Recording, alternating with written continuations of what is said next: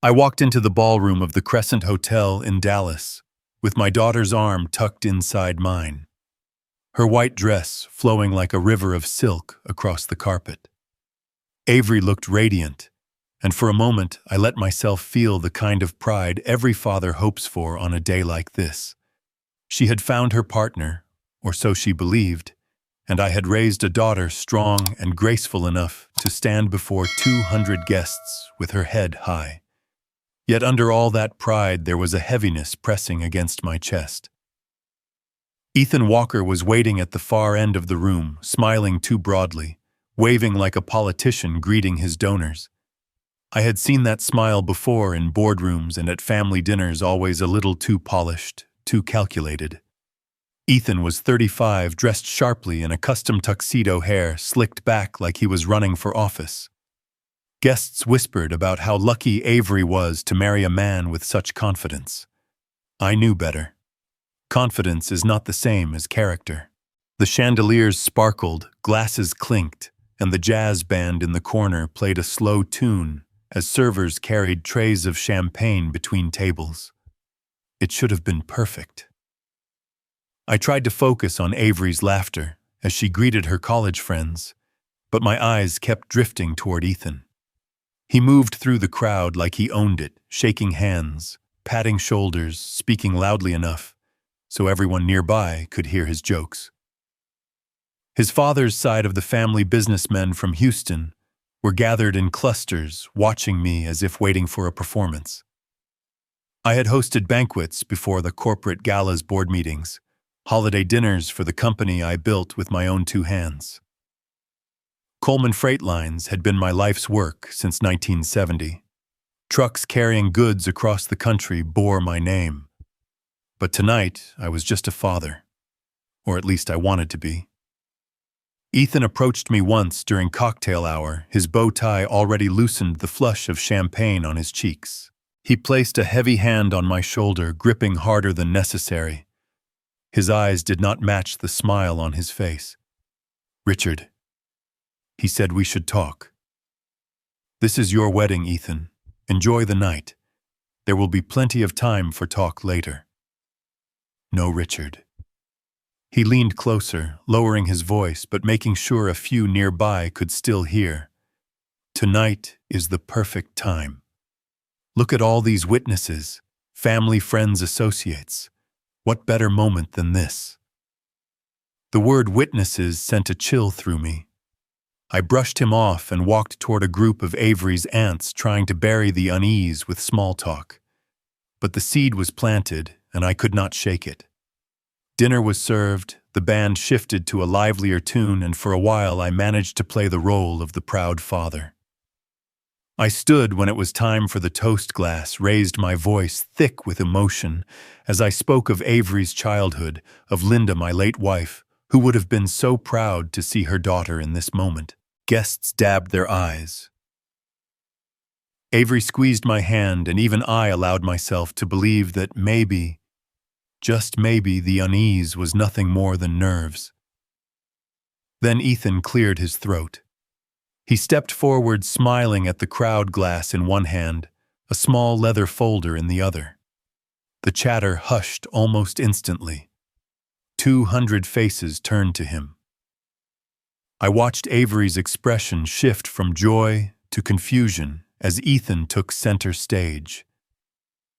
"Ladies and gentlemen," he began, "thank you for being here to witness the beginning of our new life. My wife and I are honored to stand before you tonight." Applause scattered across the room. Ethan held up his hand for silence, his smile stretching wider. And what better way to start this marriage than with a true gesture of trust and family unity? He opened the folder and pulled out a stack of papers. My stomach tightened. I recognized the formatting, the language, even from a distance. Transfer documents, corporate documents. Ethan turned toward me, voice louder now, so it carried to every corner of the ballroom. "Richard, it is time. Hand over the company. Coleman Freight Lines has been your life, but Avery and I are the future." The room froze. I felt the blood drain from my face as the words sank in. Gasps rippled through the guests. A waiter stopped mid-step, tray trembling in his hand. The band faltered, and the last note of a trumpet hung awkwardly in the silence. I set my glass down slowly, forcing my voice steady. "This is neither the time nor the place, Ethan." "On the contrary," he replied, his smile turning sharp. "This is exactly the time. 200 witnesses, family from both sides, all here to celebrate. What better moment for you to pass the torch?" I could feel every eye on me. Avery's mouth opened, but no sound came out. Her hands trembled as she looked from Ethan to me, confusion etched across her face. My brothers shifted uncomfortably at their table. On Ethan's side, a few men nodded approvingly, as if this was some orchestrated unveiling. The air felt heavy, pressing down on me. In that instant, I realized what he had done. He had chosen this stage deliberately, a place where refusal would look like selfishness, where resistance would be seen as weakness. He wanted to trap me in front of the people I loved most, to shame me into surrender. I straightened my shoulders, locking eyes with him across the room. My jaw ached from the force of my clenched teeth. No Ethan. For a second, the silence deepened, and I thought he might back down. Instead, his smile vanished, his face twisting into something raw and angry. He lifted the papers higher for everyone to see, his voice booming across the ballroom. "Then say it clearly, Richard. Tell your daughter. Tell all of us that you would rather cling to power than give her the security she deserves." Gasps echoed again. Whispers swirled through the crowd, and the moment tightened like a rope around my throat. I could see Avery's eyes glistening with tears, her body frozen in shock.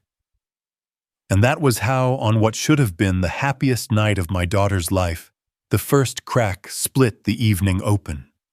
The hush that followed felt like dust in my mouth as I drew a breath and told him this was not the moment for business, not in front of our families, not on the night that belonged to Avery.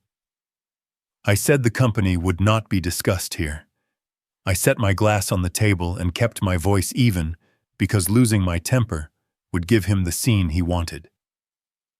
Ethan laughed in a way that was not laughter at all.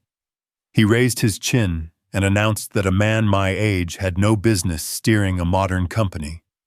He said Coleman Freight Lines needed young blood and bold leadership, and that I should step aside before I damaged what I built. I felt eyes on my back from every direction. Avery stood a few feet away, her bouquet drooping at her side. A smudge of lipstick on her napkin, her smile gone. I wanted to shield her from it, but the storm was already inside the room. I told him again that tonight was about family, and that any conversation about business would happen at the off office with counsel present at a time chosen by the board. I kept my hands open and low, and I did not move toward him. I could see the muscles working in his jaw. When he stepped in close, he said the future was here and now. He said men like me cling to power because they cannot face time. He said I had already lost a step, and everyone knew it. I nodded once and told him I had heard him. I said he should sit down with his wife and enjoy the meal the staff had worked all day to prepare. I only told him to put away the papers. He did not put them away. He moved closer past the boundary that decent people honor at a celebration. He said, if I would not sign tonight, then I should at least hand over the access keys and the passcodes so he could secure the company in the morning. He said good sons protect their families against reckless elders. He said he would not let Avery live at the mercy of my pride. Someone told him to take it easy. Someone else said this was not right. The hotel manager had appeared near the doors with 2 security men in suits that were too tight in the shoulders. I said one last time that the conversation was over. I said the papers were not valid here. I said he should sit. The word sit was the match. Ethan leaned in his face tight and said I talked like a man who would rather die than let go. His hand came up fast. I saw it at the last second and tried to turn my head. The slap cracked across my cheekbone and mouth, a white flash tearing through my vision. I landed on my hip and shoulder and the world pinwheeled. The taste of copper filled my mouth. I pressed my palm to the floor and felt the cool stone and the humiliation rising like heat under my skin. Somewhere a woman cried out. A glass shattered. The band leader said something low, and the microphone squealed and died. I pushed to my elbow. People had formed a half circle at a polite distance. Two of Avery's friends moved toward me and then stopped looking over their shoulders. The hotel manager took a small step forward and then a small step back. Avery did not move at first. She stood rooted, both hands clamped around the bouquet, as if it were a life ring. She looked from me to Ethan and back again. I wanted to tell her I was fine. I wanted to tell her to breathe. The words did not come. Ethan stood over me with his chest heaving. Then his gaze snapped back to me and hardened. He lifted the papers again and said in a voice that carried that I should sign now before things got worse. He said the company needed decisive action. He said he would take care of Avery and our name for the next 50 years if I would just be reasonable for once in my life. Guests began to murmur in a different way, the tone shifting from shock to judgment. A man from my side of the family stepped forward and told Ethan to back up. A server knelt and offered me a clean napkin. I touched my lip and saw blood bright against the white cloth. I held it there and pushed myself to a sitting position. My hip throbbed in time with my heartbeat. I looked at the napkin. I stood. It was not graceful, but I stood. The room made room for me. My cheek burned and my mouth stung, but my voice when it came was steady. I told the manager that his staff had been excellent. I told the band they could pack up. I told the guests that the reception was over and that I was grateful they came to celebrate my daughter's marriage. Others simply stared. The manager nodded and signaled to his staff. Somewhere in the back, the kitchen doors swung open and shut in quick rhythm as plates that would not be served returned to heat lamps. Ethan shouted that I could not end his reception. He said I could not cancel what I had not paid for. That last part was not true, and it landed wrong in the ears of anyone who knew the truth. He lifted the papers and shook them like a flag. He said the board would hear about this. He said lawyers would be involved by sunrise. He said that if I loved my daughter, I would do the right thing and hand over the company. I turned to Avery. Her mascara had smudged at the corners of her eyes. She looked at me as if asking for a map. I told her with my face that I loved her and that this was not her fault. She nodded once. She did not cross the space between us, and I did not ask her to. Two of Ethan's friends tried to steady him, but he shook them off and kept talking. He said the words competency and hearing and fiduciary duty. He said the years had worn me down, and that the company needed to be protected from sentiment. He tried to sound like a man defending a principle. Security finally eased between us, hands open, voices low. They asked Ethan to lower his voice and give the room space. They asked me if I needed a medic. I said I just needed the door. I felt very tired and very awake at the same time. I took one more look at Avery. She swallowed hard and nodded again, as if she heard a sentence I had not spoken aloud. The hotel manager moved with me, ready to escort. The path to the exit opened as people stepped aside. At the door, I turned back once and saw Ethan still waving those papers, voice up again, veins standing in his neck.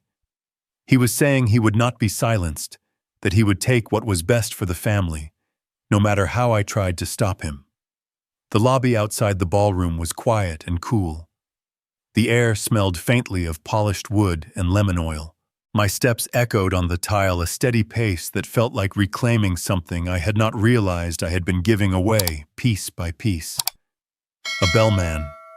Mine glanced up from his stand, and then looked away. I pressed a palm to the tender place on my cheek and breathed through my nose until the room steadied.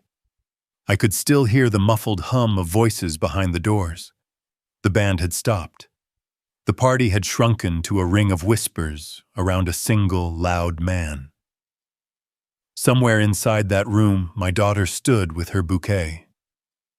I straightened my tie and walked toward the entrance, toward the cool night, beyond the glass, toward the street, where my car waited in the porte-cochere with its engine ticking softly. There are moments when a man understands that the next choice will define the rest of the story. I reached for the handle and stepped into the Texas night. I slid into the driver's seat, the leather cool against my back, and gripped the wheel harder than I meant to. My breath came uneven, ragged, like I had just run a mile instead of walked out of my daughter's wedding. The quiet inside the car only made the chaos in my chest louder. I fumbled for my phone, hands trembling, and found Robert Kane's number. My oldest friend, my attorney for more than 30 years, a man who had walked with me through business wars fiercer than tonight's spectacle. He picked up on the second ring. "Richard," he said, his voice calm, steady like always. "Where are you?" "In my car outside the venue." He tried to humiliate me, Robert, in front of everyone. He demanded I sign over my company like it was a party favor. Silence hummed across the line, then a sigh. If he was willing to do that in front of 200 witnesses, it means one thing. I already knew the answer, but I needed to hear it. What? He's desperate. Desperate men make dangerous moves. The words sank into me heavier than the sting still burning on my cheek. I leaned my head against the steering wheel, the eyes closed. But all I saw was Ethan's face, smug and sure, like he had already won. Robert kept talking, his tone sharpening. "You need to call the board tonight. Not tomorrow. Not Monday. Tonight. If Ethan's making plays like this, he's not working alone." Somebody whispered in his ear. Somebody is promising him backing. Backing. The word stabbed deeper. My company, Meridian Capital, wasn't built in a vacuum. I had rivals who would love nothing more than to watch me fall. And if Ethan had aligned with even one of them, the threat wasn't just personal, it was corporate. I gripped the phone tighter. "You're saying he's got help. I'm saying you don't corner a man like that at a wedding, unless he thinks he has somewhere safe to land." The dashboard lights glowed faint green, throwing shadows across my hands. I realized I was still bleeding from the split at the corner of my mouth. I wiped it with my sleeve, the fabric coming away dark. Robert's voice softened a notch. "Richard, listen to me. Call an emergency meeting. Get the directors in the room. Tonight. Cut this off before he even knows what's happening." I let the words settle. My company wasn't just numbers and buildings. It was my life's work, the empire I had built with late nights, broken deals, victories clawed from nothing. And tonight, in the glow of wedding candles, my son-in-law had tried to rip it from my hands. My throat tightened. "Robert. What if he convinces Avery to side with him?" Robert paused before answering. "Then you'll know for certain what you're fighting." The truth in that line stung sharper than the slap had. I nodded to myself, though he couldn't see it. "All right. Get the boardroom ready. We meet in 1 hour." I hung up and tossed the phone onto the passenger seat, staring through the windshield at the quiet Texas night. The stars above Dallas glittered like distant reminders of calmer days, but calm had no place left in me. I turned the key. The engine roared awake. Tires crunched over the gravel as I pulled away from the venue, leaving behind the echo of music that no longer belonged to me. The drive downtown blurred headlights carving tunnels through the dark. My thoughts spiraled.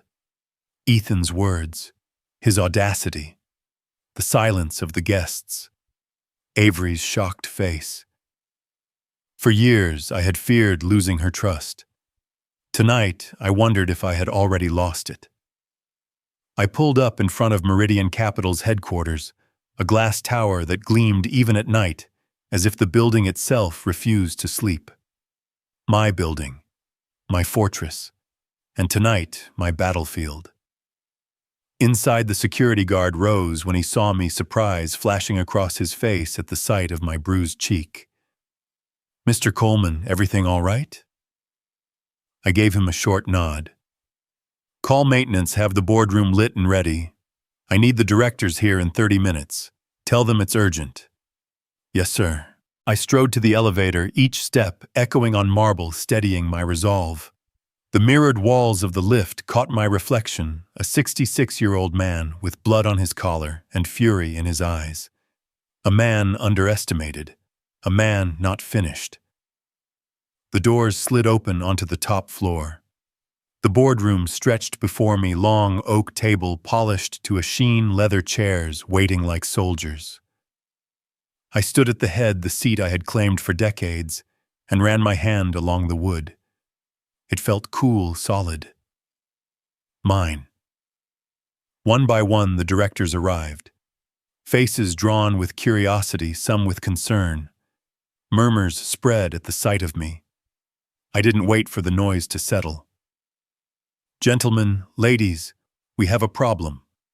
I told them plain and unvarnished about Ethan's outburst, about the demand, about the slap heard by 200 witnesses. The room stiffened. A few gasps broke the air. "He's trying to seize control," I said, my voice cutting sharp. "He thinks he can leverage family ties into corporate power. I will not allow it." Robert, seated 2 chairs down, leaned forward. "Which is why we're here tonight. We need to lock down the company before this escalates further. Emergency resolutions, share transfer restrictions, reinforce Richard's position as sole majority shareholder." The directors shifted, exchanging looks, but one by one they nodded. I saw loyalty in their eyes, and more than loyalty, fear, because if Ethan could do this to me, he could do it to any of them. Robert laid papers on the table, his pen already moving. "You'll sign here, Richard. Tonight we make it airtight." I took the pen. My hand shook for only a second before it steadied. The ink flowed across the page, black and permanent. A line drawn not just on paper, but in blood and resolve. When the last signature was done, the weight on my chest loosened. For the first time since the slap, I breathed fully. I looked around the table, meeting every eye. Tonight, he tried to take from me, from us.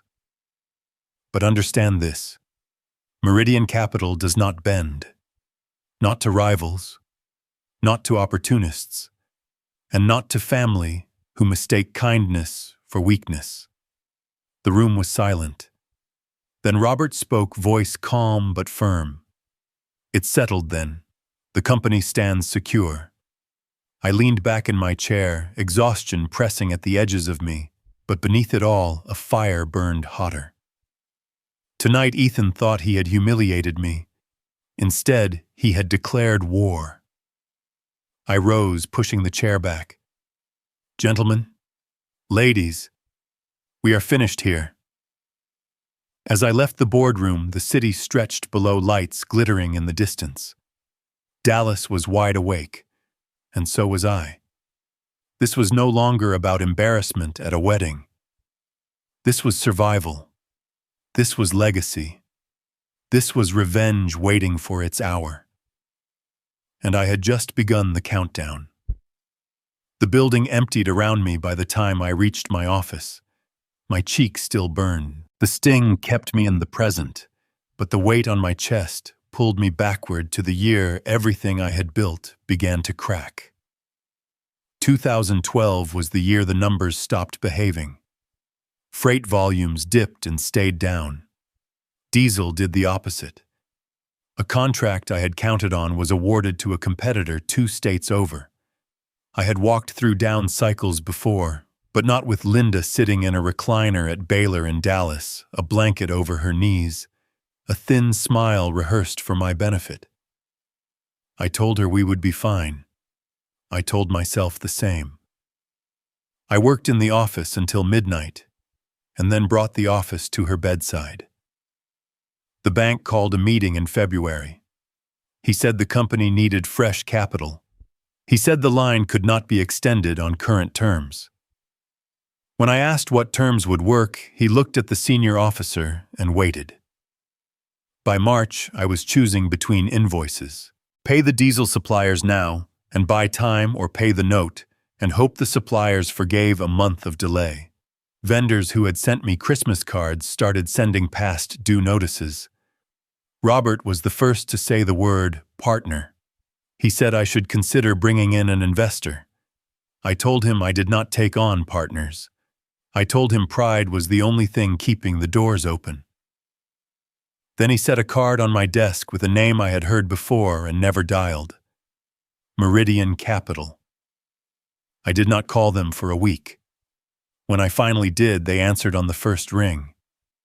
Susan McCarthy listened more than she spoke. David and Gwen did the opposite. They knew my roots and my rates and my debt stack without looking at notes.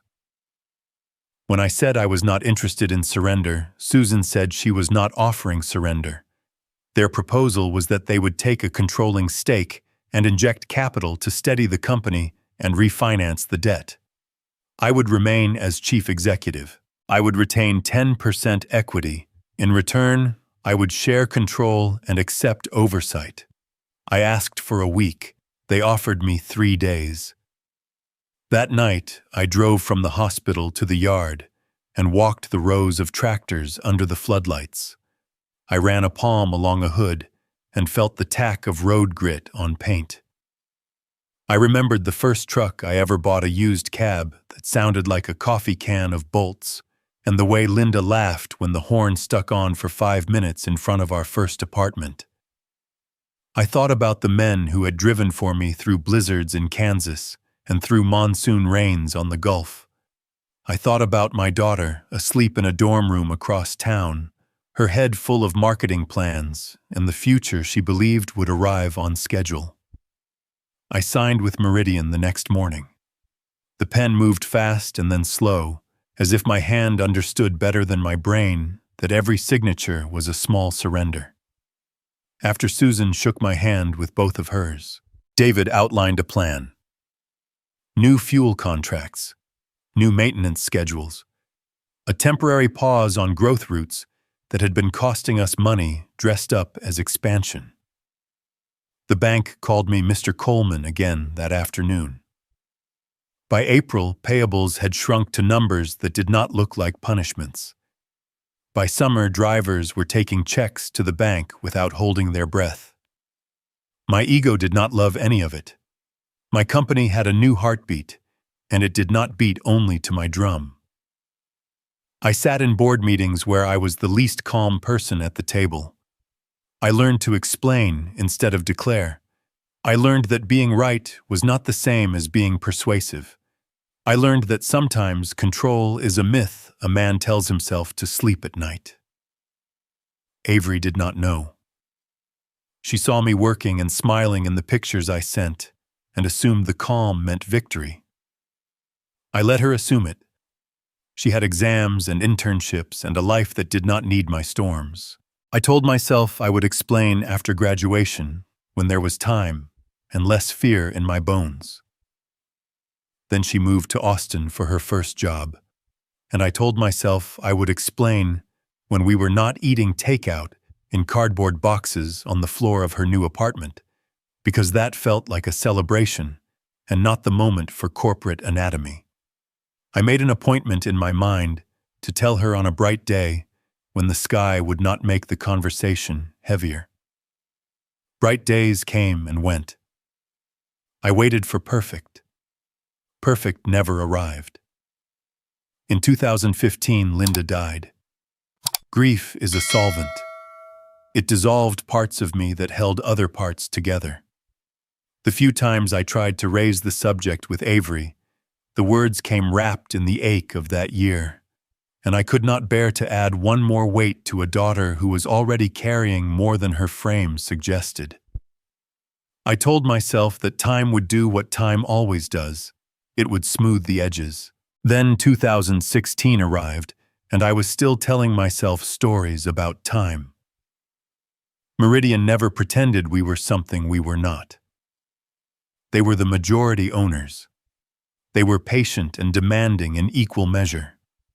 They paid for new dispatch software and insisted on training until every night operator could run the system with one hand. When I drifted toward old habits, Susan would listen and then ask 2 questions I did not want to answer, and I would adjust. When I made a call that worked, David gave credit in front of the full board, and I felt 10 feet tall. When I made a call that did not, he asked for data and Plan B and Plan C and never once called me old. Years passed, and the company grew leaner and smarter. My 10% felt like a badge I wore for work. I was still doing rather than a souvenir from a race already run. The pride I kept was not the old kind. It was the kind that watches a driver buy his second house and knows he did it because our routes got better and our trucks broke down less. Tonight, all of that lay under the bruise on my cheek. Ethan had not just insulted me. He had insulted an arrangement that saved the payroll that paid for the food at his wedding. He had demanded I hand over control I did not own to give. He had demanded a torch that was never mine to pass. I sat back and looked at the ceiling. The office light buzzed softly. Across the room, a photo of Linda at White Rock Lake caught a sliver of neon and sent it back in a thin blue line. I let out the breath I had been holding for more than a decade. The worst mistake was not signing with Meridian. The worst mistake was not telling my daughter why I did. Morning found me in a narrow seat on the first flight out of Dallas. Robert had booked it while I was still in the boardroom. Houston's air felt thicker when I stepped onto the jetway. Robert met me at the curb with a car. We drove in silence. Meridian kept a floor in a midtown tower. They were already there. Susan McCarthy at the head. David Nguyen with a tablet. Thomas Reed stood by the window. I took my place at the far end, set the ice aside, and spoke before anyone could soften the edges. I told them what happened at the wedding, the demand for signatures, the accusation that I was too old for the job, the slap that turned the room to stone. I kept it clean and left nothing out. David said he had news. Ethan Walker owed a little over $200,000 to a mess of creditors. Credit cards, a personal loan from a private lender in Conroe, a balance with a car dealership that had been kicked to collections. He had been sued by his ex-wife Emily in Tarrant County 3 years earlier for fraud and emotional distress and had settled without admission. He had worked at a real estate development firm for 18 months and left during an internal audit that found expenses charged to client codes for work not performed. No criminal charges filed yet, but notes in the audit suggested referrals had been discussed. He said this was a pattern. He said last night was not the beginning, it was the point at which he ran out of road. It was not relief. It was confirmation. The ugly kind that hardens your spine because it must. Susan asked if I believed Avery knew any of this. I told her I did not. My daughter never learned to see around corners for danger because I spent my life moving the corners for her. Thomas said we could not ignore the optics. He said a public scene at a wedding made us look weak and unprepared. He said age is not a crime, but fatigue is, and the market does not reward fatigue. He finally turned and looked straight at me. He said perhaps it was time to discuss succession in a real way. He said shareholders expect leadership that matches the demands of the day. I let his words hang an inch from my face and did not blink. I asked Thomas to be plain. He said he had received a message last week through a mutual acquaintance. Ethan wanted a meeting. He wanted to talk about a smooth transition. He had ideas about an advisory council. He had ideas about a role for Thomas, a more expansive role. Thomas added that he had not agreed to anything. He said he found it inappropriate and was bringing it to the board now for transparency. Susan asked the name of the mutual acquaintance. Thomas gave it. David asked if there had been any exchange of funds. Thomas said no. He said he would never take money to do what was already in the best interest of the company. I said that last night was not a referendum on my pulse. It was a test of our backbone. I said a man married into my family and tried to convert a toast into a hostile grab. If anyone here thought the correct lesson was that I was tired, they had not been listening. Susan lifted a hand, and the room eased a notch. She asked David to outline steps. He did it like a man reading from a checklist in a cockpit. Freeze any pending access changes in operations. Rotate building and system passcodes. Place interim restrictions on document transfers and device access until audit logs could be reviewed. Notify banks that no new signatories were to be added without board approval. Draft a letter to employees that affirmed continuity and condemned violence without naming names. Prepare a brief for outside counsel on potential protective orders and civil exposure. Robert added that we would need to secure statements from wedding guests as soon as possible before stories got colored by gossip.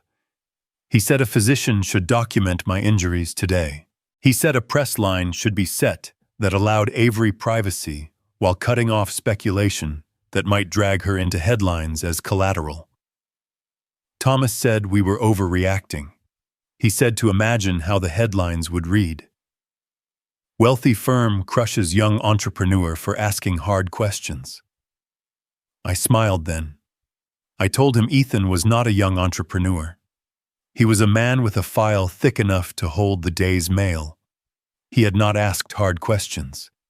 He had staged a circus. And the first rule of a circus is that you do not let the animals drive the trucks. Susan asked Thomas if he wished to recuse himself from votes concerning management until the inquiry into his contact with Ethan was complete. Thomas said recusal was unnecessary since no agreement had been made. Susan looked at the other directors. One said recusal would protect everyone. Another nodded slowly. Thomas glanced at the window. Then he sank back into his chair and said he would abstain where appropriate. The meeting moved forward like a train that finds traction after slipping. Documents were reviewed and approved. Messages drafted. Points of contact assigned. I signed where they pointed and spoke only when needed. The ache in my cheek had dulled to a throb. I welcomed it. Pain has a way of keeping a man honest. When we finished, Susan asked me to stay a moment. The others filed out, even Robert, who gave me a look that said we would speak in the hall. She stood and walked to the window. She said this would get harder before it got easier. She said people would choose sides for reasons that had nothing to do with right or wrong. She said I needed to think of Avery not only as my daughter, but as a stakeholder whose trust we would have to win back with facts. I told her facts I could provide. She said then provide them without pride. I told her pride was a hard habit to break. She said so was denial, and then turned and gave me a small nod that held more care than it looked. David stepped back in with a folder and set it on the table. He said inside were the first affidavits from guests who saw Ethan strike me. Names and phone numbers. He said he had already spoken to a few and their accounts were consistent. He said he would build the record quickly. I thanked him. The words felt insufficient, but thanks and action are the only currencies that matter in times like this. In the hallway, Robert was waiting. He asked how bad Thomas's situation felt to me.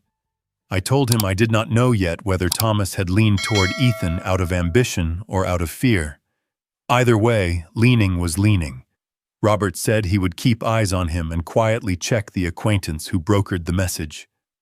I said to do it fast and do it clean. By late morning, the floor had settled into the rhythm of purposeful work. Calls went out. Replies came back. The machine that keeps companies from falling apart when people do had found its hum. I stood at the window for a minute and watched clouds slide over the city like ships with nothing to declare. My phone buzzed. A text from an unknown number told me to call when I could. It included a name I had not seen in years. Emily Walker. I stared at the letters until they meant what they meant. Then I slid the phone into my pocket and drew a slow breath. Susan passed by with a file and paused. She told me we were scheduled to reconvene after lunch. I nodded and said I would be ready. She held my eyes a second longer than necessary and then moved on.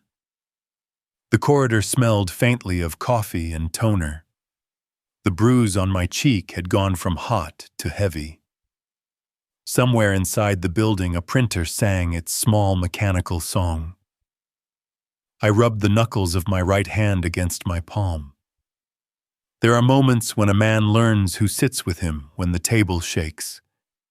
This morning had already taught me more than I wanted to know. I straightened my tie and headed back toward the conference room, ready to turn the next page whether it wanted to be turned or not. I pushed the conference room door open. Robert was already seated. Susan and David were reviewing a stack of papers, and the empty chair at the far end waited. I took my seat and set my phone face down on the table. Ethan's name appeared on the screen. Then I opened the voicemail and let it play. He said he wanted to clear the air. He said last night had been unfortunate. He said I had become agitated and that I had lost control and struck him and then stumbled. He said everyone saw it. He said he did not want to escalate, but that he would if I left him no choice. He said words like competency and hearing and fiduciary responsibility.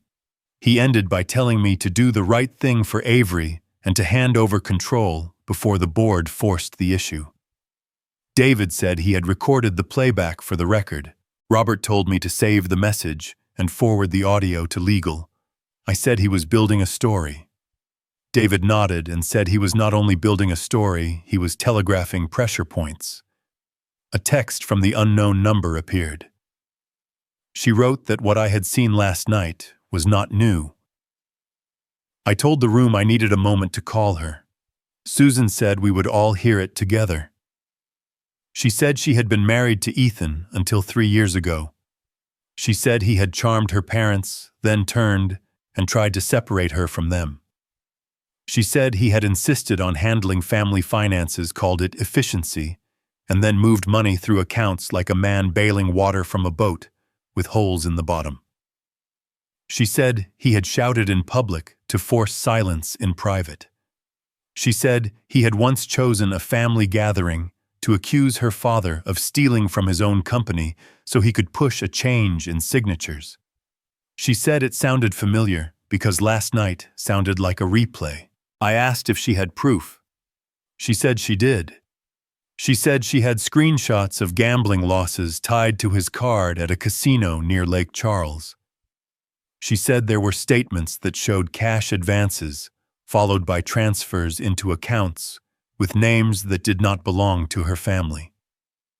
She said there was a mediated settlement from the divorce that never reached the police because she had wanted out more than she had wanted war. She said she had been wrong about that. She asked if my daughter was all right. I told her Avery was not all right, but that she would be. Emily said she would send everything she had. She said she would sign a sworn statement. She said she was sorry she had waited until a stranger was hurt to do what she should have done when she left. I told her a person gets to safety however they can, and that she was doing the right thing now. Files began to land in my inbox. PDFs, photos, scans of letters from collectors, a copy of a civil docket sheet from Tarrant County with his name and hers, and a case number. David opened each file, eyes tracking fast. He sent them to Robert and the general counsel. "This is a pattern," he said, "not an incident." He looked at Susan and then at me. He said we should move from defense to capture. Susan asked what capture meant. David said we needed Ethan on record making demands and tying those demands to false claims. He said Texas allows one party to record. He said the cleanest path would be to invite Ethan to a conversation where he believed he was winning and to let him narrate his plan. Robert said we could stage a meeting in a neutral office with counsel present in the next 24 hours. He said we would control the room, the seating, the devices. He said we should consider security in the hall, not visible but near. He said before the meeting, we would send a message from me that suggested I was open to discussing a transition if certain assurances were made for Avery and for my name. He said that language would bring Ethan running. Susan asked what I thought. I said I wanted him stopped. I said I wanted him to stop in a way that did not require my daughter to testify against her husband in a courtroom. I said a record was our best shield. Thomas had slipped into a chair near the end of the table while we were on the call. He cleared his throat and said this felt like a lot for the company to handle. He said perhaps we should consider a quieter exit for me to avoid a public spectacle. He said he was thinking of the brand. Susan turned her head and said the brand did not benefit from abandoning the truth. David began to lay out steps. He said I should reply to Ethan's voicemail by text to keep his replies in writing. He said I should suggest a time that afternoon to meet at our outside counsel's office on Louisiana Street. He said I should say I wanted to make sure Avery was protected and that the company's obligations were secure. He said in the meantime we would file for a temporary order to protect me from further contact. He said I should visit a clinic 2 blocks over to document the injury. Robert wrote the message on a legal pad and slid it to me. It was simple and left room for Ethan to fill the void with his own ambition. I typed it into my phone and pressed send. The message landed full of the confidence he wore like a suit. He said he appreciated my willingness to be reasonable. He said he would bring the necessary documents. He said we could keep the lawyers to a minimum if I preferred. He said he trusted me to do what was best for the family. He ended with a line that praised my legacy. David saved the message and nodded. He said the hook was set. Susan told Robert to coordinate with counsel and with building security. She told me to go to the clinic, then come back to the office to review the plan one more time before we walked into the meeting. I stood, and the room stood with me. There was no applause, no speeches, just the sound of chairs moving and papers sliding into folders. In the hall, the floor buzzed with a current I could feel through my shoes. Robert matched my stride toward the elevator. He said he would meet me back in this room in an hour. He said we would be ready. I told him I believed him. The elevator doors closed and my reflection looked back at me, a man with a bruise and a plan. The doors opened on the lobby and the cool air reached up. Outside, Houston moved the way cities move when they have outgrown their maps. I stepped into the morning light and headed toward the clinic 2 blocks down, my phone heavier in my pocket, the path ahead straight enough for now. The clinic smelled like rubbing alcohol and fresh paint. A doctor said the swelling would sharpen before it faded. He said he would file his report today and that I could pick up certified copies at the desk before noon. By the time I reached Meridian, Robert met me at the elevator and handed me a manila envelope. He said the council on Louisiana Street had offered their conference room, but Ethan replied that a show of good faith meant meeting at the company home. I told Robert that home was fine. David and Susan were already in the boardroom, a small device with a red light tucked near the end of the table, a second recorder inside a leather portfolio at my seat. I took my chair and stacked the medical documents in front of me. Ethan was in the lobby. I let my hands flatten on the table and watched the glass doors open. "Thank you for seeing me," he said to the room, then looked only at me. "I appreciate your willingness to be reasonable, Richard. Last night was unfortunate. We can correct course now." I told him to sit. He opened the folder and slid across a stack of documents bound with a blue clip. Transfer of voting rights. Interim management authority. "These will make the next steps easy," he said, voice smooth. "The buyer wants to move quickly. They see value in the Coleman network, especially the routes along the Gulf. The offer is $45 million for assets and goodwill. Outstanding liabilities will be addressed in a side letter." He paused and smiled as if remembering an afterthought. "I will receive a fee for bringing the parties together. $500,000 paid at closing."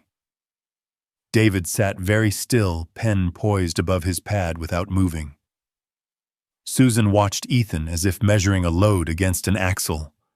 I reached to my portfolio and pressed the small switch inside by touch. I folded my hands on the table and spoke in a voice that did not have to be loud to be heard. "Is this how you care for my daughter?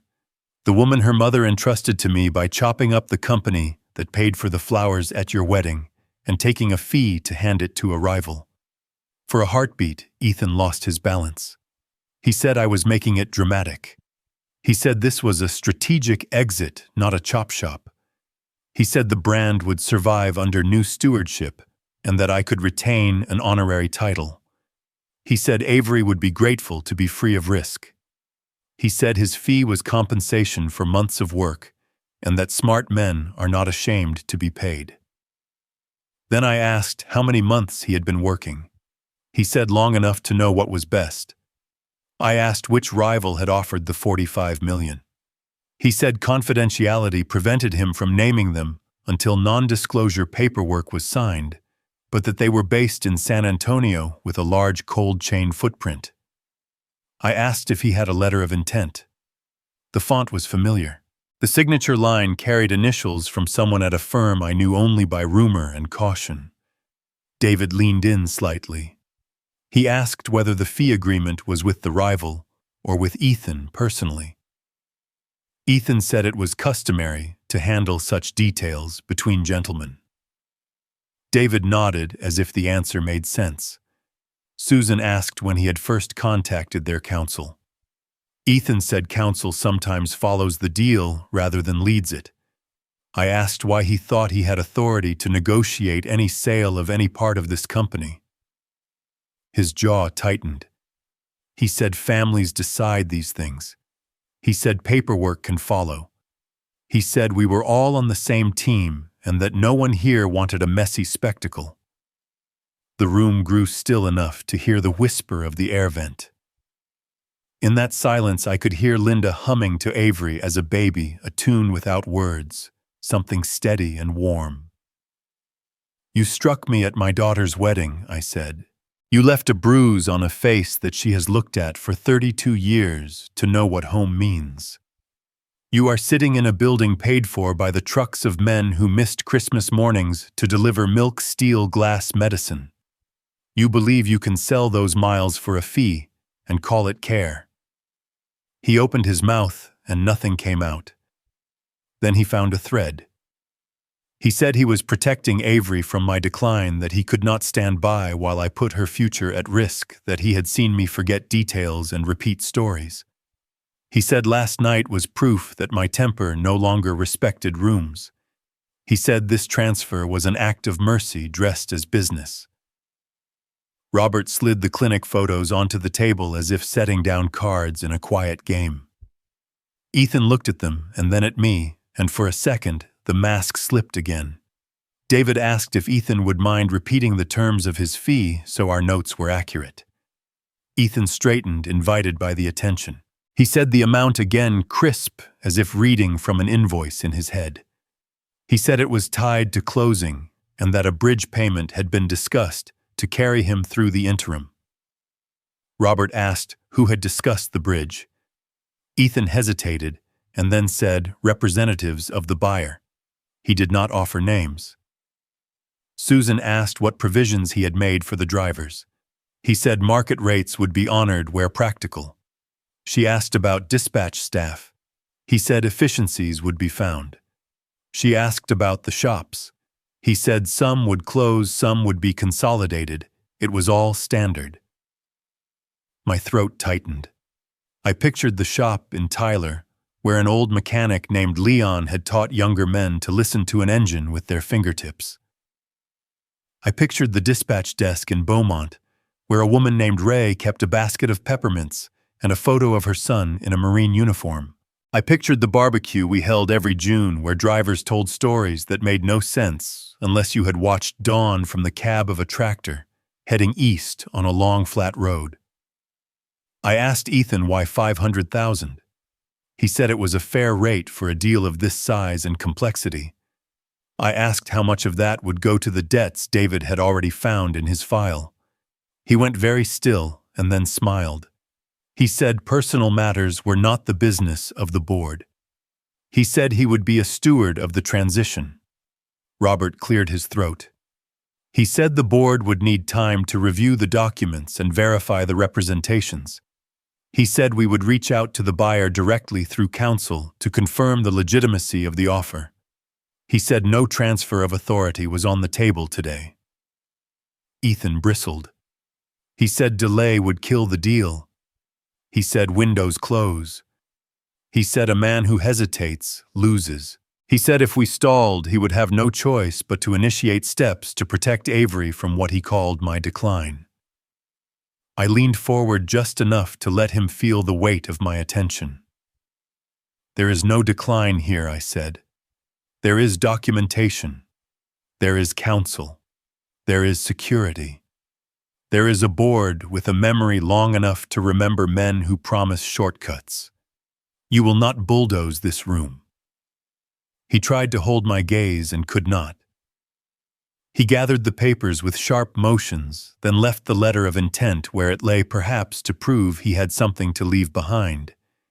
He said he expected a response by evening. He said he would make a few calls to keep the buyer warm. Susan thanked him for coming. David clicked the recorder off. Robert slid the clinic report back into the envelope. Ethan walked to the door and paused. No one did. He nodded to no one and left. The door closed softly. The room exhaled. Outside the window, a bank of clouds moved in from the south, tall and white. At the top, gray at the base, a weather front, deciding what it wanted to be. I sat very still and listened to the hum in the walls and to the quiet relief in my own chest that comes when a man sees the enemy he is fighting without the need to pretend he is family. David glanced at his screen, then handed it to Susan without a word. A shaky video filled the display, the ballroom bright and glittering, a crowd leaning in my face at the center like a target. There was the raise of Ethan's hand, the white crack of contact, my shoulder tipping the marble rushing up. Comments were already stacking beneath it, strangers arguing with each other as if the truth were a chair they could drag to their sin. Robert's phone chimed next. This one from near the cake frosting, and flowers blurred at the edge as the camera swung. She said this will not stay quiet. David agreed. He said we needed to assume it would hit every local station by evening. My screen lit with a number I did not know. The message said she was Patricia Young from the Dallas Herald. She wrote that she had the video and 3 statements from guests. She wanted to speak with me on the record. She offered to meet anywhere I chose. She said the paper would run with or without my voice, but preferred to have it. I read it twice and felt my throat tighten. I had never been on one like this. He said a line I have heard him use in board fights, when the facts favored us and the wind did not. Public pressure is our best leverage. She said silence would let others define the frame. Our job was to protect the company, and by extension, the people whose lives were tied to it. She said a clear statement would anchor the swirl. I told them I did not want Avery dragged into a headline. Robert said, then make that part of the conditions. He said we would give the paper dates, facts, and documentation, and one short statement from me. He said we would ask them not to print where Avery was or quote anyone who speculated on her mental state. He said good reporters understand the line between public interest and cruelty. Patricia wrote again this time, asking for 10 minutes by phone. I stepped into a smaller conference room and hit call. She said she had seen 2 videos and had verified the time and place with hotel staff. She said she had listed witnesses who were willing to go on the record about the strike and the demand for corporate papers. She asked me to confirm I had been treated for injury and whether a report had been filed. I told her I had been seen at a clinic and that the photographs were available for inspection. I said a report would be filed after counsel finished compiling statements. She asked if I would like to add any context. I told her I would provide a brief statement, but would not comment on my daughter. The pause that followed told me she understood. I returned to the boardroom and laid out the details. Robert drafted the sentence on his pad. It condemned violence in a family setting and affirmed that the company would continue operations as normal. It said we were cooperating with authorities and securing every legal protection available. It did not use Ethan's name. It only stood on what could be proved before sundown. I read the line and felt a small steadiness return. I sent it to Patricia with the clinic report and contact numbers for 2 guests who had already agreed to speak. I included the voicemail Ethan had left routed through counsel, so it carried the proper chain. Patricia replied that the paper would push an online story within the hour and update for print late. She wrote that she appreciated the clarity and that she would handle the piece with care. David worked his own channels, calling a producer at a station he trusted. Susan contacted our communications team and had them prepare a memo for employees that acknowledged the incident and reminded everyone to route media inquiries through a single address. In a trucking company, the wheels must turn.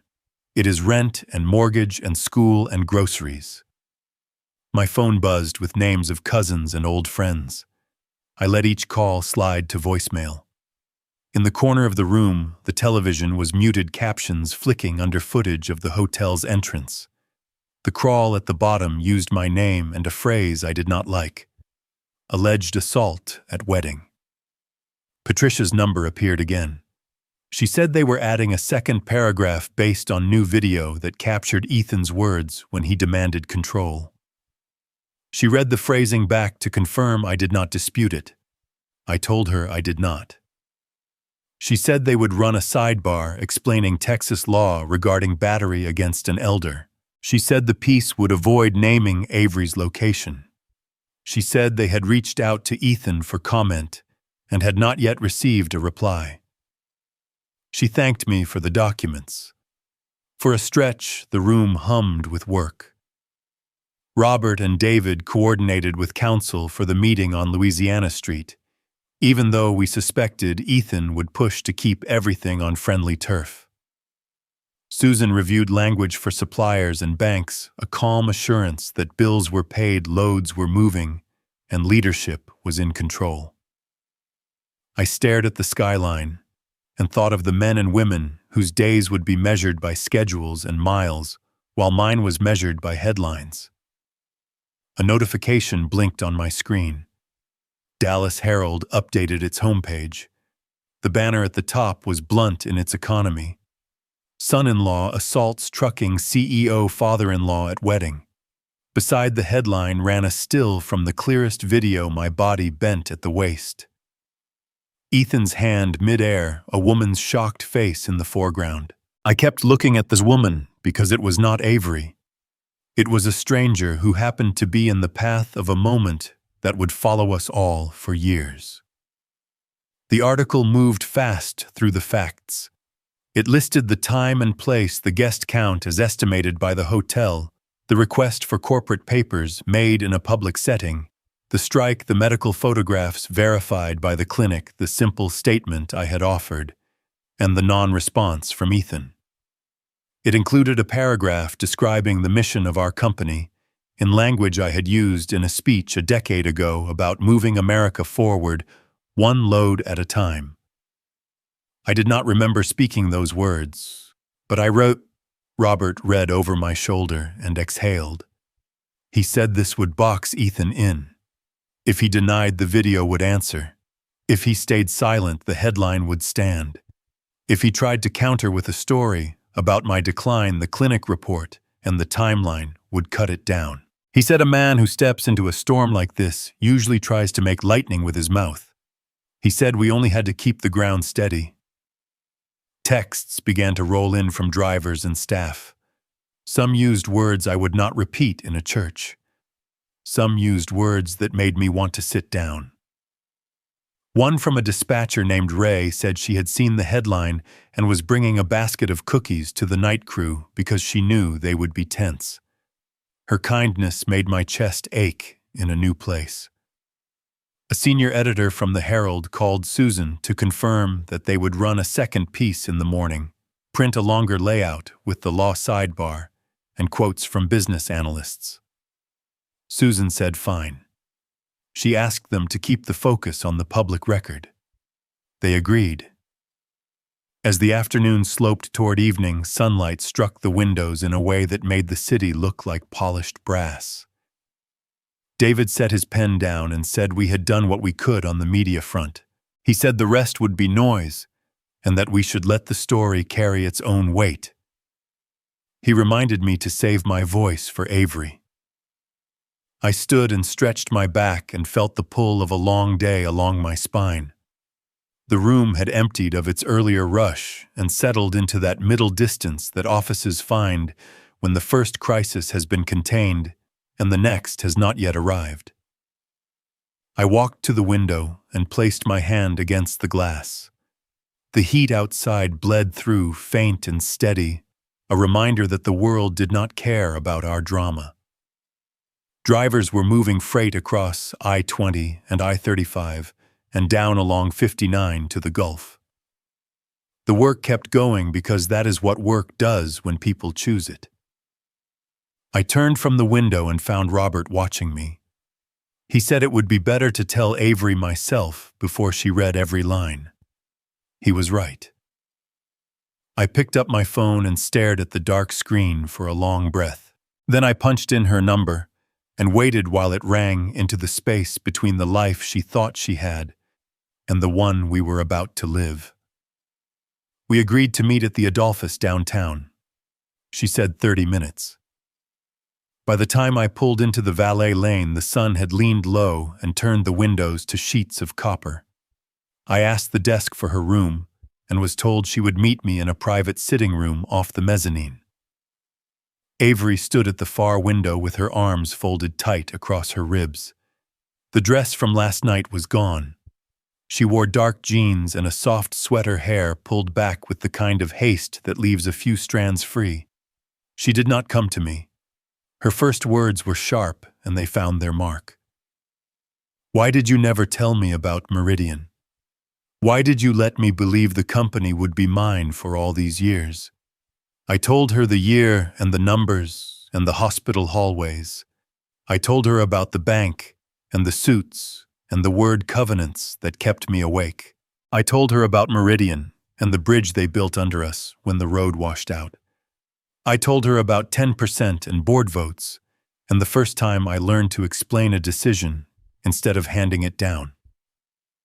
I told her the thing that sat like a stone in my chest. I should have told you.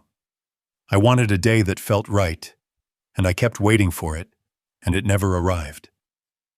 He told me you were hiding things because you were slipping, she said.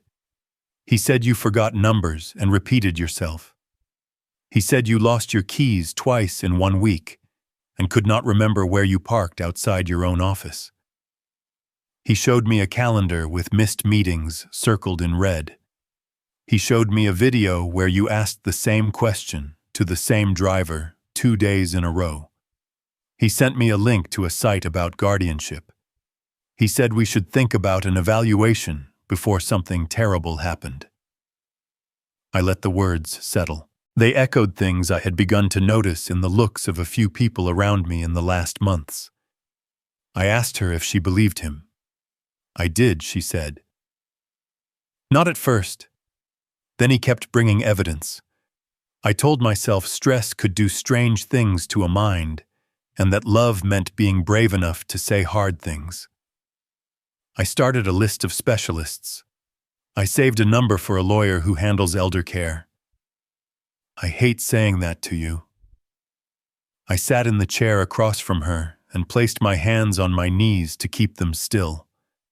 I said that forgetting a meeting in a week like we had last quarter did not equal decline. I said the doctor who saw me 3 months ago said my blood work looked better than most men 10 years younger. I said I would take any evaluation she wanted. Today, if it would help. Tomorrow, if today was too much. I said none of that excused me from keeping the truth from her for too long. I watched her fight herself, and I wanted to stand, but did not. She took a breath that shuddered. He said you were reckless, she whispered. He said he needed to step in before you lost everything. He said I would be the one left to pick up the pieces.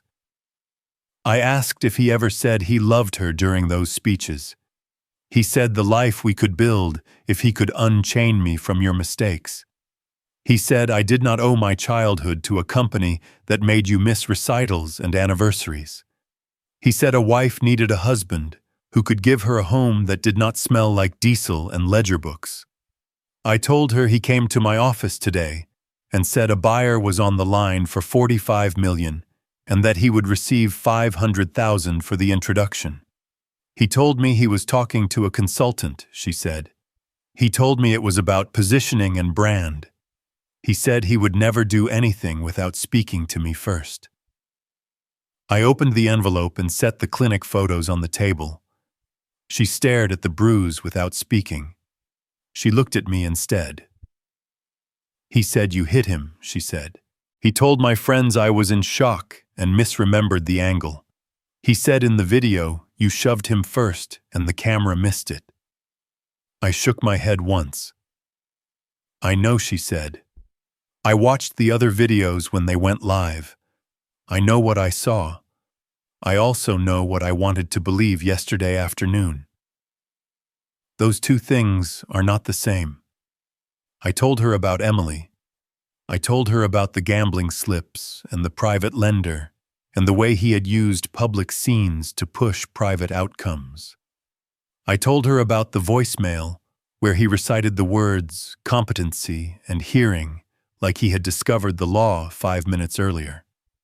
I told her about the meeting he just left where he named his fee the way a man names his price for moving furniture. She said she felt stupid. I told her she was not. I told her she was trusting. I said I had given him that knife by keeping her in the dark. I said I was sorry, in a way that did not shift any blame onto her shoulders. Then something in her face softened. The hard lines around her mouth eased. She took one step, then another. She sat on the sofa next to my chair and leaned forward until her forehead touched my shoulder. Then all the sobs she had been holding since last night came in a rush. I put my arms around her and felt how thin she was under the sweater. I pressed my cheek to her hair and let her cry until the sound gentled and then faded. She said I wanted to defend him. I did. He is my husband, and I wanted to believe I had not made a mistake on this scale. I kept thinking if you would just let go of the company, we could all breathe. I told her I could not fix her marriage for her. I told her I would not tell her what to do. I told her I would do everything to keep her safe and to keep the company from being used as a weapon against her. I said we had a meeting planned with counsel, where Ethan would have a chance to describe his plan in his own words. I said all I needed from her was the truth as she knew it, and a willingness to let the record carry the weight. She nodded. She asked if I would take the evaluation anyway. I said yes. Today and next month and next year if it helped her sleep. I said I was her father and that job did not come with retirement. Avery reached for my hand and held it the way she used to when we crossed a street. She said she would move to a different room, not the one booked under his name. I said I would walk her to the desk. At the desk, she arranged a new key card. She said, "Good night, Dad." I let the lobby fall away behind me and crossed to the curb where Robert waited with the car idling. We drove in silence down to Louisiana Street and took the elevator to the floor where Meridian's outside counsel kept there. We reviewed the plan one more time. I would appear open to a transition. I would ask for assurances about Avery and the brand. I would let Ethan speak himself into the shape he had already traced. When he pressed for a signature, Robert would request a brief recess. Counsel would enter with the packet. The recorder would capture the words that mattered. Security notified us when Ethan stepped off the elevator. He entered like a guest of honor, blue suit, a smile tuned to the room and a folder under his arm that looked fat and triumphant. I let it hang and gestured to a chair. He said he appreciated my willingness to be pragmatic. He opened the folder and spread papers like a dealer laying down a run. Transfer of voting rights, appointment of interim manager, limited advisory role to be held by me. He slid a letter of intent forward and tapped the figure with one finger. He said, $45 million again, slow and sweet, and added that he would receive a $500,000 fee at closing a standard market practice for a man who could put the right parties in a room. He said the buyer valued our Gulf roots and cold chain assets and wanted speed. I let my hand rest on a pen but did not lift it. I asked what protections the drivers would have. He said market rates would be honored where practical. I asked about dispatch. He said efficiencies would be identified. I asked about our shops. He said consolidation was inevitable in any modern operation. I nodded as if I were weighing blessings. I said I needed to know Avery would be safe. I said any transition would require assurances that her name would not be used to shield liabilities. He said we could draft language right now. Robert cleared his throat and asked for a short pause to confirm formatting on the documents. Ethan waved a magnanimous hand and said, "Of course." One of the lawyers placed a slim recorder on the table and clicked it on. She confirmed the time and the participants for the record. She asked if there was any objection to recording. Ethan smiled and said none. David set a folder on the table and slid it toward the lawyers. They did not touch it yet. The first lawyer asked Ethan to confirm that he had proposed a sale of Coleman freight lines to the party named in the letter of intent. He said yes, and then he added that all sensible people knew this was the right exit. The second lawyer asked him to confirm that he would receive a fee from the buyer. He said yes again, and this time he added that $500,000 was frankly a discount given his role. The first lawyer opened the folder. Bank statements. Personal loans from a private lender in Conroe. Cash advances tied to cards used at a casino east of the state line. A printout of a voicemail transcript where Ethan had said I lost control and struck him. Ethan's jaw worked. He said the debts were temporary. He said the voicemail was taken out of context and that any reasonable listener would hear the full story. The second lawyer pressed play on a second clip. His words from our earlier meeting came back into the room. He had said bridge payment. He had said, "Keep the buyer warm." He had said, "Sign now and fix it later." He said this was an ambush. He said a father does not do this to family. He said a real man would not hide behind counsel. He said many things a man says when he feels the trap close. I stayed seated. I kept my voice level. I asked who his creditors were. He swallowed. He looked at the papers, then at the door, then at me. He said it was none of my concern, and then in the same breath said he needed control to clear them because they were calling every hour and would not wait through another quarter. The first lawyer asked him to repeat what he had just said so the record would be clear. He said he had misspoken. He said he was speaking hypothetically. He said any fees were contingent and unrelated to pressing obligations. Ethan stared at the image and then at my face. He said he regretted the scene. He said stress and champagne. He said we were men and could move past it. Susan spoke for the first time. She asked if he had told anyone he intended to seek a competency hearing. He puffed up and said he had considered all legal remedies. The second lawyer asked if he understood that any attempt to coerce a transfer with threats to reputation or false statements could be considered extortion. He said he did not accept the premise and shifted his eyes to me, as if I might save him from the words in the room. I asked him why he thought I would ever sign a document in a room where he had spoken like this. He said, because I loved Avery and because the deal would secure her future. I asked how selling the company to a rival that would close shops and consolidate routes served her future. He said risk reduction has a cost. He said the brand could survive better under a larger umbrella. He said I was being sentimental. The first lawyer closed the folder. She said the board would review everything with outside authorities. She said there would be no transfer of control. She said the company had filed for a temporary protective order concerning me, and that further contact should be routed through counsel. She said the firm would be in touch regarding the preservation of communications and devices relevant to any dispute. He said this would look bad in print. He said investors hate gray hair. He said public opinion would turn if he told the full story. David said the meeting was concluded. He faced me. He said I would regret this. He said families do not forget. I stood slowly.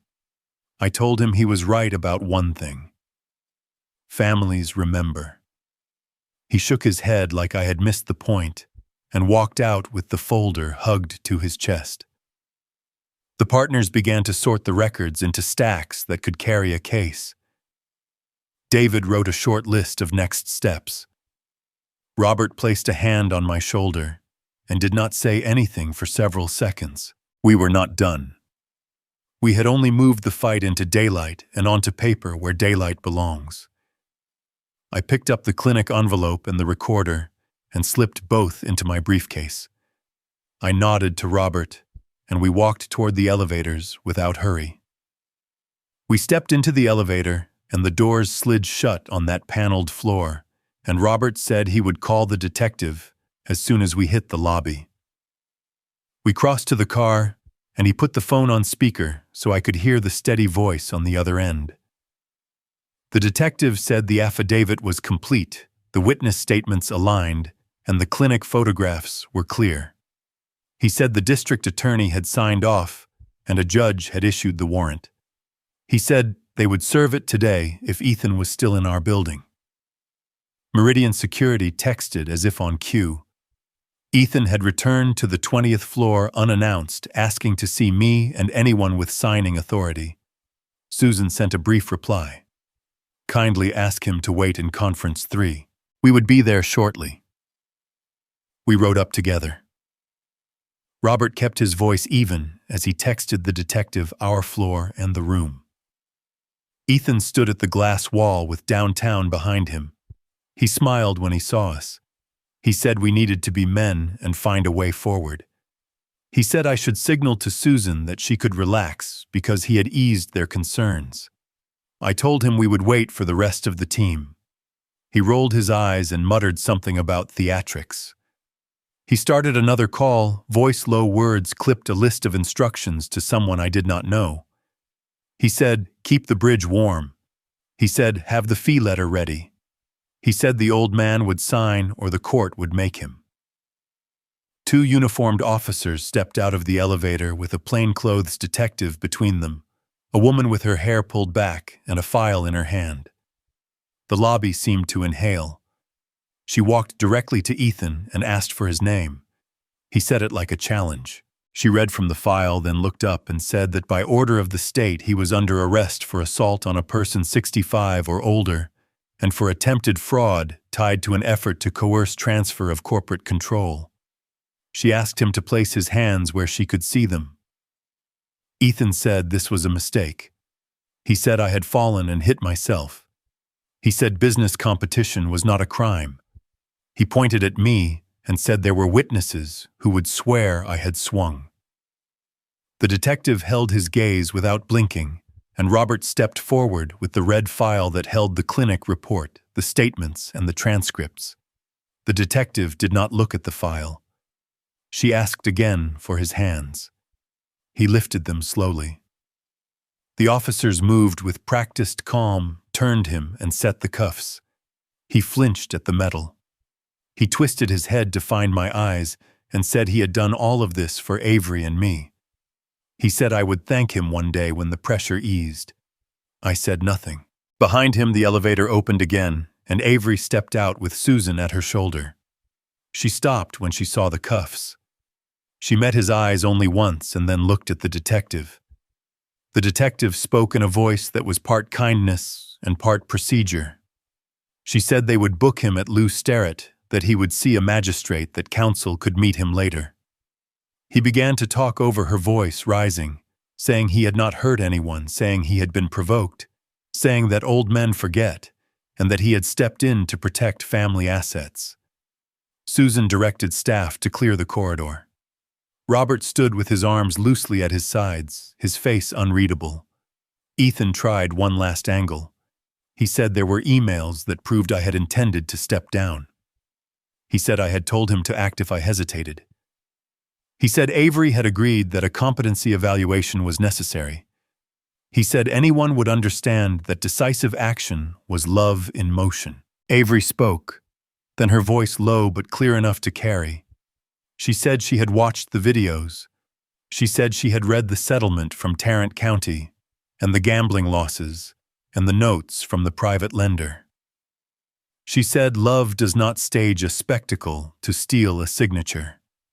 She said love does not slap a father and call it leadership.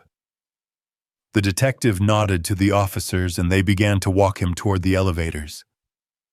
He named a buyer in San Antonio as if the name were a shield. He said he had been forced to move fast because people were calling all day and all night, and they would not wait. The doors closed on him and the noise bled away. I felt the energy leave my muscles in a slow tide. Susan touched Avery's elbow and asked if she wanted a chair. Robert spoke quietly. He said the booking would take an hour, that counsel would monitor arraignment, and bail, that a no-contact order would be secured by nightfall. He said we should focus on operations for the next 2 days, because customers read headlines and then checked tender screens for reasons to worry. He said we would give them none. Avery reached up and touched the edge of the bruise that still colored my cheek. She said she hated that it had come to this, and that she hated more that it could have been worse if we had not acted. She said she would give a short statement through counsel saying she was safe and asking for privacy. She said she would go by the apartment with a friend to gather her things and that she did not want to speak to him. We moved into Conference 3 because that was where the day had steered us. Robert called the detective and confirmed delivery of the digital files. David coordinated with the communications team for a brief note to employees about the arrest. Susan took a call from a bank that wanted reassurance and gave it. I sat with my hands on the wood and listened to the room work. Security knocked and opened the door a few inches. They said there were 2 reporters downstairs and that they had been told to wait for counsel. They asked if anyone wanted to leave through the garage. Avery said she would use the garage and asked if I would walk her down. I said yes. In the elevator, she leaned her shoulder against mine in that small way daughters do when they want to claim space without asking for it. We rode in silence. We reached her car and she unlocked it with a click that sounded too loud. She turned to me and said she was all right. I stood there a moment after she drove away, hands in my pockets. When I went back upstairs, the hallway was quieter. Susan met me at the door to the conference room. She said the magistrate had scheduled the first appearance. She said the detective had asked us to prepare a fuller packet overnight in case additional charges were considered. She asked if I was ready to keep going. I said I was. We sat again and began the slow work that follows the sharp moment. Papers sorted into stacks, names entered into lists, calls made. Somewhere across town, a door closed on a cell, and a man who had talked too much finally had to be quiet. Avery texted that she was safe at the hotel and that a friend was with her. She added, "I will not see him."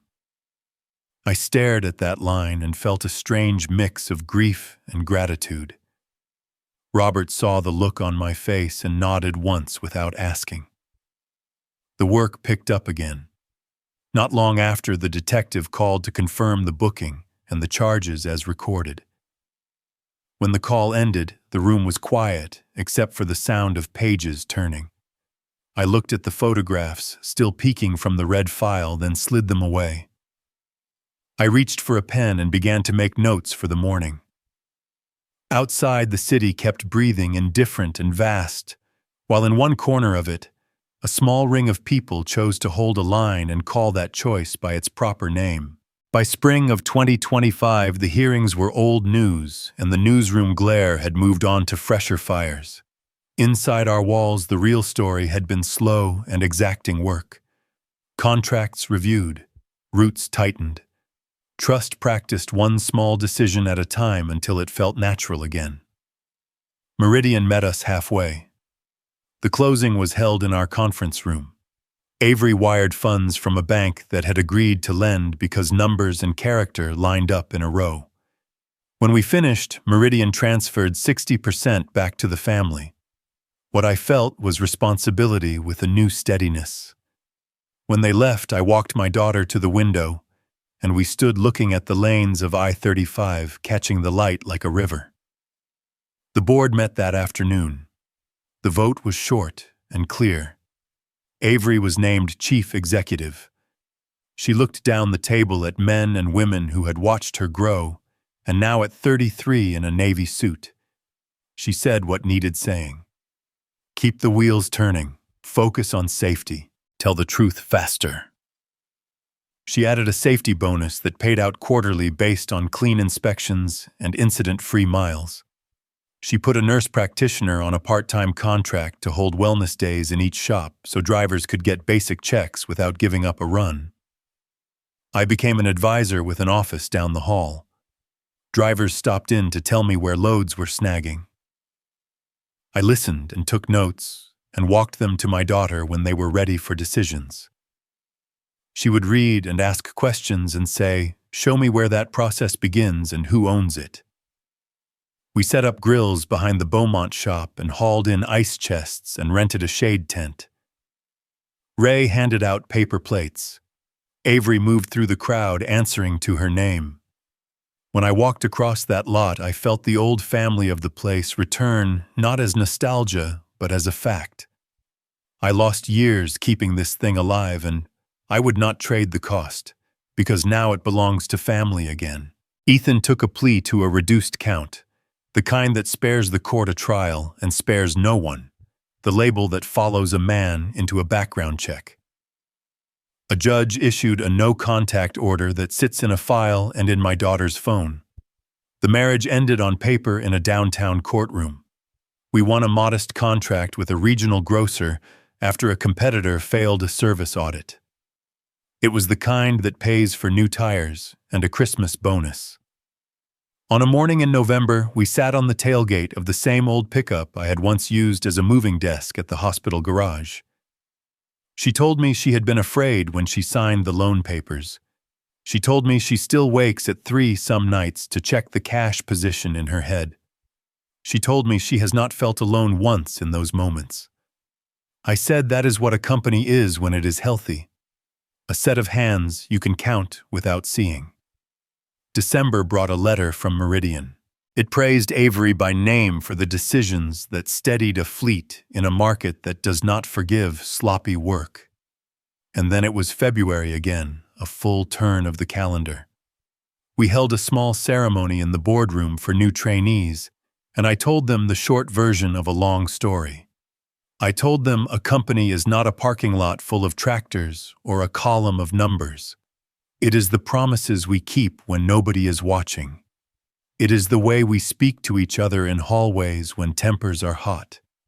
It is the call you make when a load is late to tell the truth faster than the rumor can run. When they left the room, Avery stayed behind and sat in the chair at the head of the table. She asked if I ever missed the weight of that chair. I told her the truth. I carried it long enough. Now I carry something lighter and more important. I carry the pleasure of watching you do this job better than I did. I had kept the promise I made her mother in a hospital room. Take care of our girl. She has done the rest herself.